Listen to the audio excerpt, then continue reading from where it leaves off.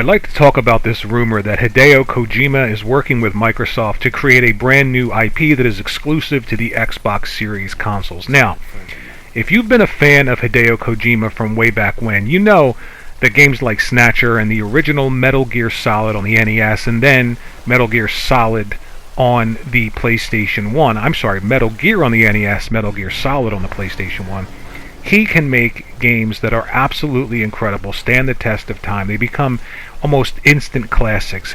But then, if you don't manage him, if you don't rein him in, if there's nobody there to say, hey, Hideo, the cat food and the paperclip game, we need to lose that and hone the gameplay a bit.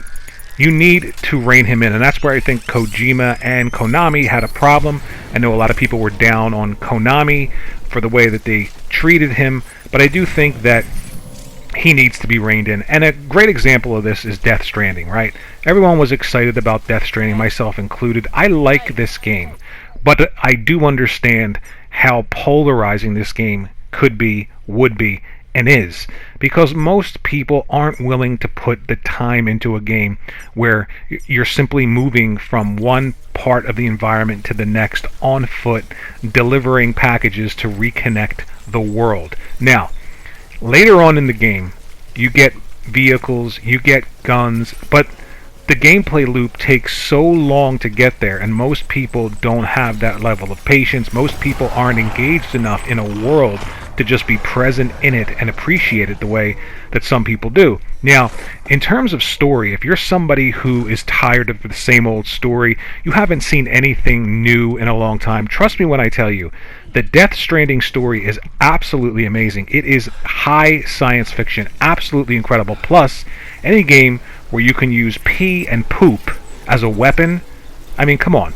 So, the story is absolutely incredible, the world is incredible, but I do think if he's working with Microsoft, there needs to be some sort of heavy management in terms of constantly keeping on him and his team, constantly looking at the gameplay, constantly checking out the gameplay loop of whatever they're creating, making sure that it can be a little bit more, and I know this is a bad word, commercial.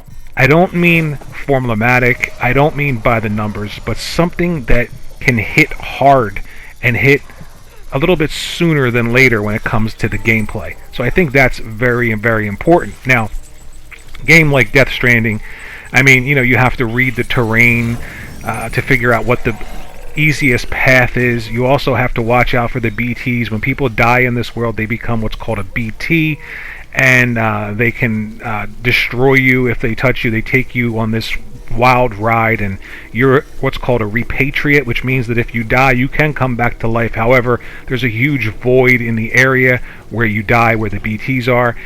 So if you're really into science fiction and you're really patient, you'll like this game. But again, I understand why it didn't do as well, and I understand why Sony may be reluctant to work with him again in the future. Now, I'm not saying that's happening, because obviously Metal Gear Solid is a fantastic IP. It's a fantastic game. Solid Snake is one of the most iconic characters ever. He created the stealth genre in video games.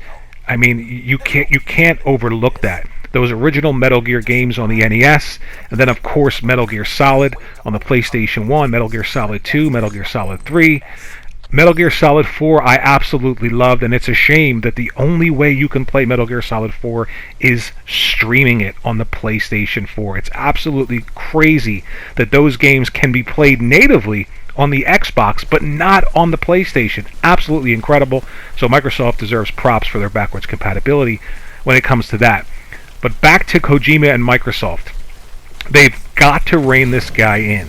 So whatever his ideas are, when it comes to story, I mean, if Death Stranding had the gameplay elements in it of, say, Metal Gear, where you had to hide from them, but there was more immediacy to the gameplay, the environment was used a bit more than just looking like, pretty scenery that you had to read the terrain and get from point A to point B. And again, later on in the game, there are a lot of elements introduced, like vehicles, like guns. You can create ladders and spikes to get from one area to the next, to climb the elevation from low to high. So there's a lot here in this game, but let's say that he creates something like this for Microsoft, right? Now, I know Game Pass sort of excuses everything. It's going to go into Game Pass day and date, and it might be unique enough to get people to subscribe. That's what Microsoft's looking for.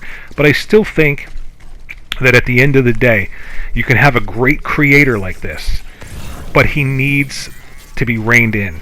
And I'm not sure that when it comes to managing, Microsoft is known as, the best in the business.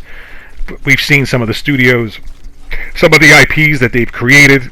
You think about Crackdown. You think about the launch of Sea of Thieves, which was terrible. Most recently, you think about the showing of Halo Infinite. I still have hope for that game. But when it comes to Kojima, somebody needs to sit next to him, hold his hand, and tell him, yeah, we're making a video game. By the way, the drill bit and the chewing gum and the poop, we can lose that in this game that you're creating. Let's try something else. So I'm excited about the possibility of what he could do exclusively on the Xbox. I'm excited about the possibility of him learning from Death Stranding, which I'm sure he did. He really likes movie-based games. He likes story, and he likes presentation and detail, and that's great when it comes to single-player games. But somebody's got to sit there and say, yeah, there's not enough happening from point A to point B. It is a video game. Let's see if we can do something different. Let me know what you think about that in the comment section below. Thanks for watching. Think about liking and subscribing and sharing this out on your favorite social media platform of choice. I'd appreciate that. Thanks to all the new subscribers, and I will see you in the next video.